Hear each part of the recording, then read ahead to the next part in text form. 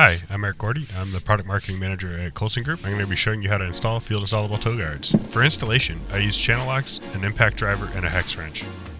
The installation itself is fairly easy.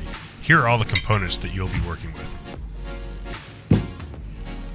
In the end, your caster assembly should look like this. I like to start by situating the wheel within the fork, and then adding the toe guard to the outside of the fork, lining up all the holes so that the bolt slides right in. Once the bolt's in, I attach the screw nut on the other side, using an impact driver to tighten down.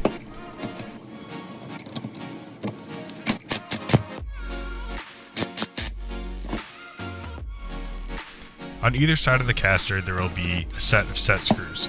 Use the Allen key to tighten and lock the toe guard into place. It's important to ensure that the toe guard is level and parallel with the ground.